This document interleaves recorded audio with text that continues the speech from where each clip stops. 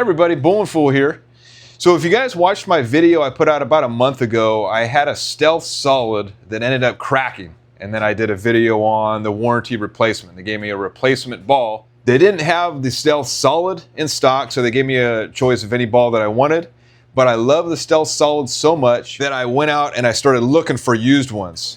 A brand new one on eBay goes for over $200. I see them anywhere from $200 to $210 for a brand new one in the box. I didn't want to spend that amount of money on a ball that is a little bit older and potentially may crack again. So I went on eBay and I saw one for 25 bucks.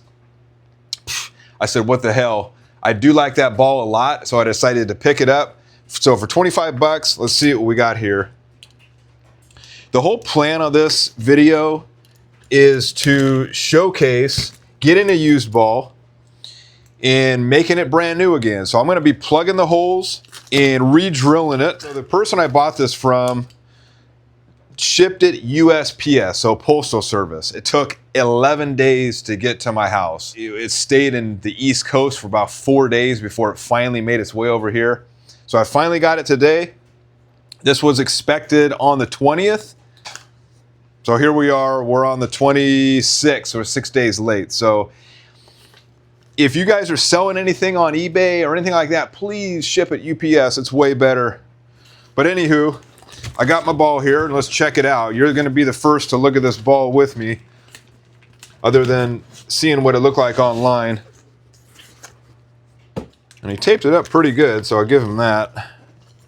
So I figure this ball will be pretty easy to plug because it's an all black ball. I don't really have to color match, so I just put black pigment in the resin and we'll be good to go. So I'm going to take you through the whole process of bringing this ball from a used ball to a nice playable condition ball. And really not a bad condition looking ball. I'm actually pretty impressed. So got a couple scratches, no gouges, no major gouges or anything. There's a little tiny gouge right there, really tiny. That should get rid of once I put it on the sander. I'm gonna take those grips out, but yeah, not too bad. It looked like he had an IT in there, so the vice its, and we're gonna drill that out so we can fill it up with resin, and then we'll put our own layout on there. Not bad, $25. It was $15 to ship this thing. So 40 bucks, not too shabby. If you guys liked a specific ball that they don't make anymore, go on eBay, try to find a used one. There was a bunch of people actually watching this one and I just said, buy it now. Pretty impressed, damn. It's a very good condition ball. So the first thing we're gonna do with this ball, now that we looked it over and it looks pretty good, is we're gonna take out the inserts, right? We got our insert tool here. Like I said, KR Strike Force makes these for 35, 40 bucks. And very good, he didn't put a lot of glue on there, very awesome. And like I said, if they put a lot of glue in these things, it can be a pain in the butt to take out. But looks like he did a pretty good job here. I kind of tilt that so you guys can see it here. So if you guys are buying used balls or you want to buy a used ball, you're definitely going to have to get one of these to take out any inserts that are already in the ball. So it looks pretty good. And also too, another thing you want to look for in a used ball is make sure that this bridge is not super narrow, right? So you want to get one of these calipers and just kind of see what the numbers are. So we've got 0.30, which is way over a 1/4 inch. I shouldn't say way over, but it's over a 1/4 inch.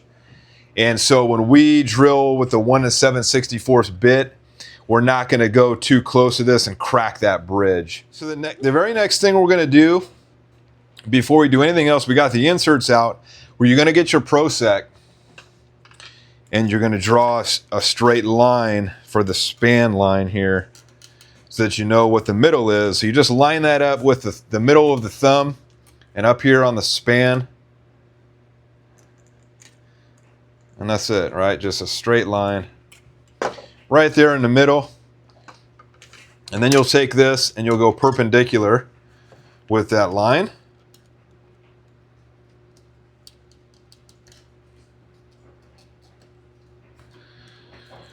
And then you go right in the bottom of the fingers. Okay. Why do we do that? Well, we want to check a very important thing before we start drilling these holes out, and that is pitch gauge. Okay, so I've got the red. I'm going to bring the green out for the thumb, and we're going to write this down on a little notepad here. About 3/8 on the right.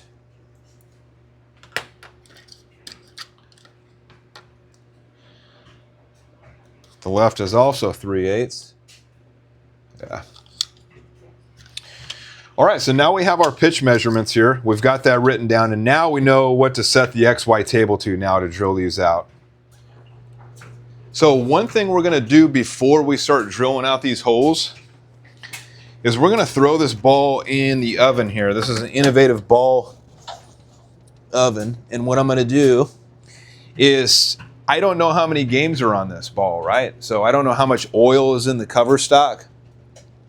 So we're going to put this in the oven for about an hour. We're going to see if this thing starts bleeding oil. If it does, and we'll leave it in there, and we'll try to get all the oil that we possibly can out of the ball. So I've got it automatically sets for 2 hours at a temp of 140. Okay, so just as I suspected, we're barely just over 10 minutes into the oven here. And can you see how shiny that is? Can you see the oil beating off that already? So this thing is coated with oil, right? And we're not even at 12 minutes. So we may have to put this in for 2 hours. We'll see. We're going to take it out every half hour and wipe it down and see exactly what we get out of it. All right, so we are 30 minutes in to having our ball into the innovative reviver, and I want to show you just how much oil is on this thing.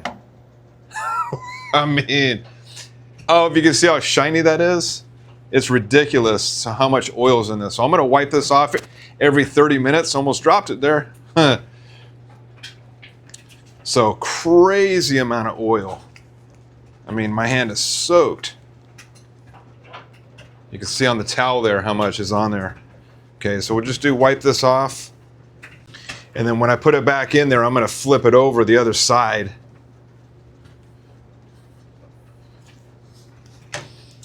Okay, we'll put it in like that.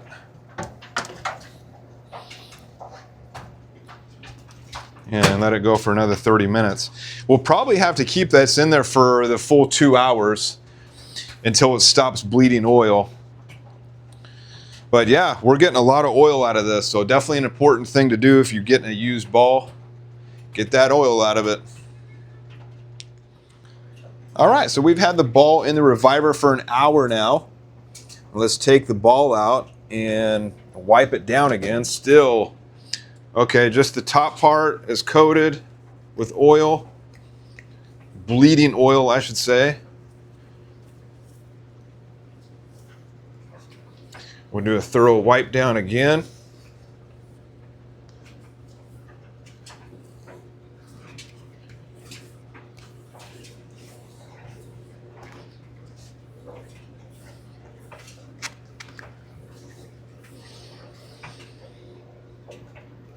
Looks like I don't know if the previous owner even ever cleaned the ball. We're going to let that sit in there for another half hour, and we'll see what it looks like after then. All right, so the ball's been in there for an hour and a half so far. And let's see what it looks like. So just a little bit of oil on the top there. Most of it's all gone. A little bit on the bottom where it was sitting. So we'll put it in there for the remaining 30 minutes to get it all out of there.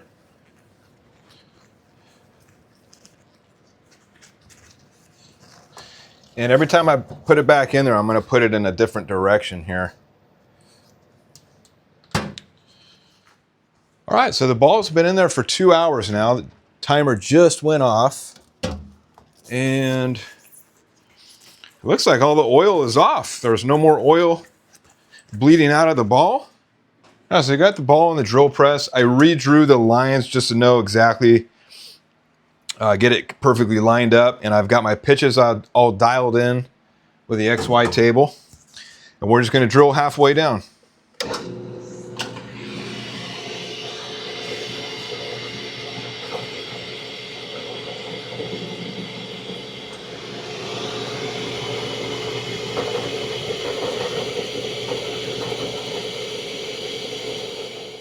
All right, so we got the thumb in here. The previous owner had the Vice IT installed. So it looks like there's a ring going around the top that I'll just take off with a screwdriver. But there's an attachment piece at the very bottom we're going to try to drill out. And I've got 1 1/4 inch bit on there right now.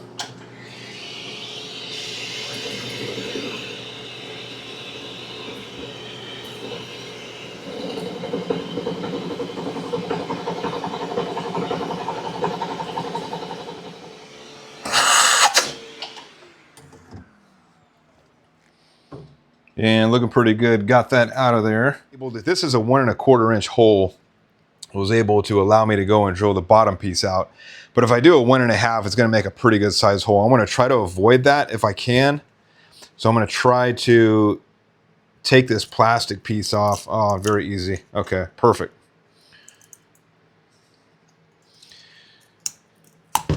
So this is my first time actually seeing what a Vice IT looks like.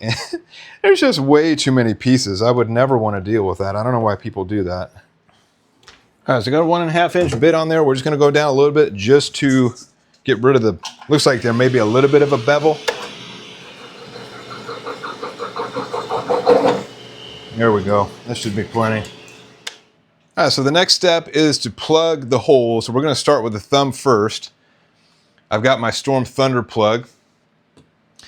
And I have just a basic black Storm pigment. That's all we need. It's a basic black ball. And we'll just drop a bunch of black in there and stir it up.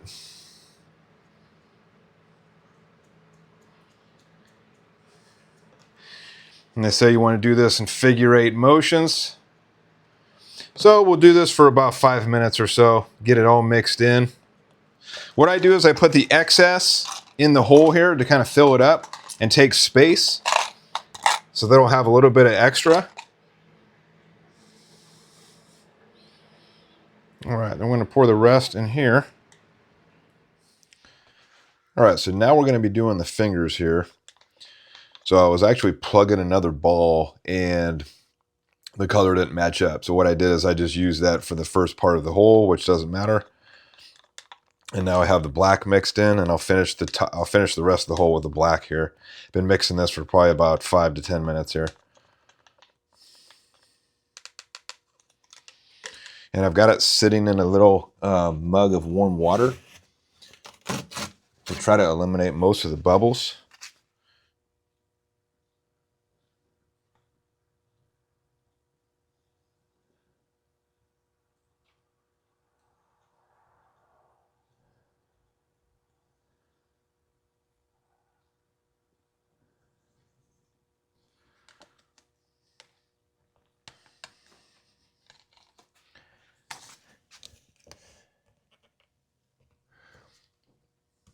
Make sure that's even so it doesn't spill over. And a little bit more.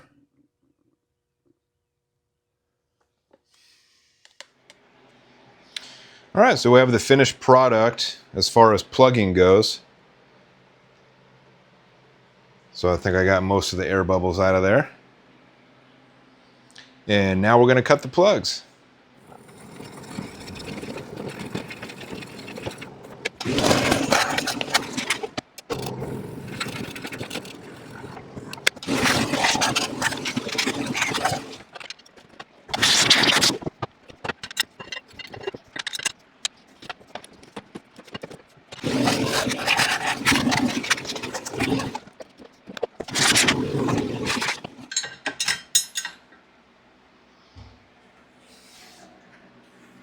And now we're going to take some sanding pads. We're going to go through the whole gamut of sanding pads here.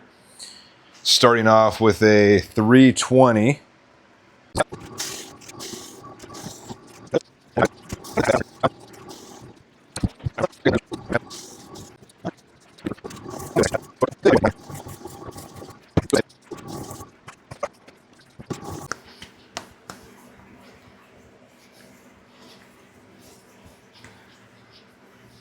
Now we're just going to take some simple green cleaner and just clean it up a little bit.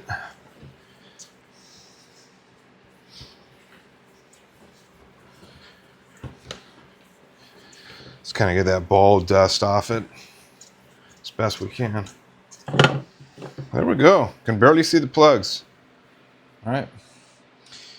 So we essentially brought this ball back to factory specs. A couple of nicks here, not a huge deal. But all in all, it's a relatively brand new ball. It's been completely resurfaced. Like I said, maybe one or two tiny little nicks you can barely make out. And then I'm going to put a new layout on this, and then we're going to drill it up and roll it.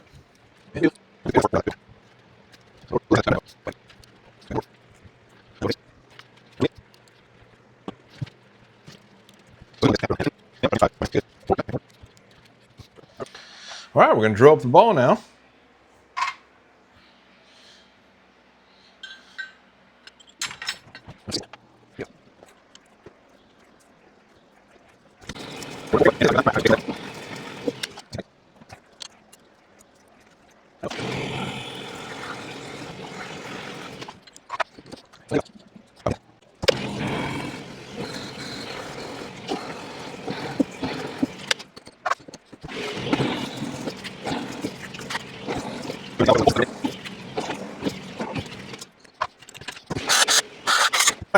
For this one, I decided to go green Jopo. The last stealth saw that I had, I went all black, and you really couldn't see the revs on it. You couldn't see the rotation of the ball really, because the logos are kind of subdued. And the black, although the black looked cool, I think bright green is going to pop out a little bit more when I see it roll down the lane.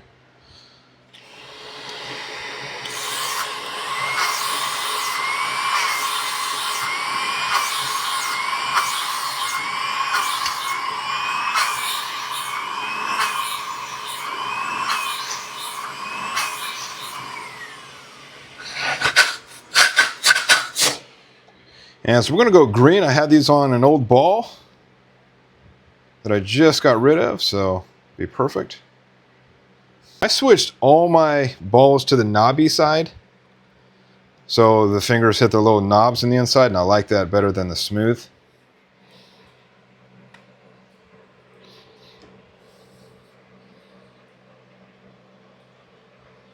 I'll try to get one drop out of there.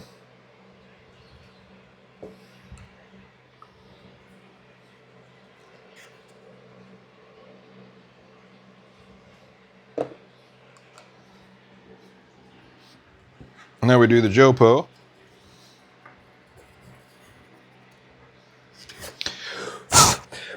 Test fits good.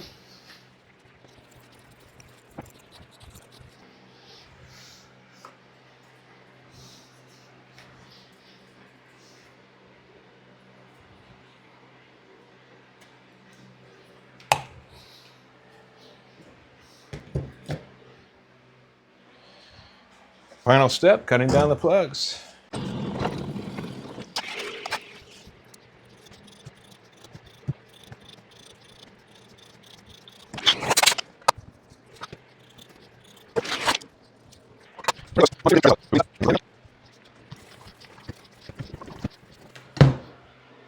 There you go. Looking good. So there you have it.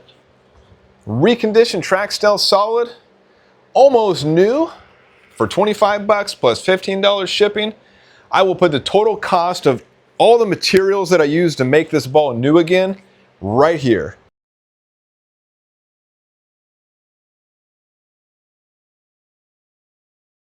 So if you like the video, make sure to give me a like, comment down below, and subscribe, and let me know if you've done anything similar to this, right? Are you a used ball junkie? You go out and buy a bunch of used balls and roll them?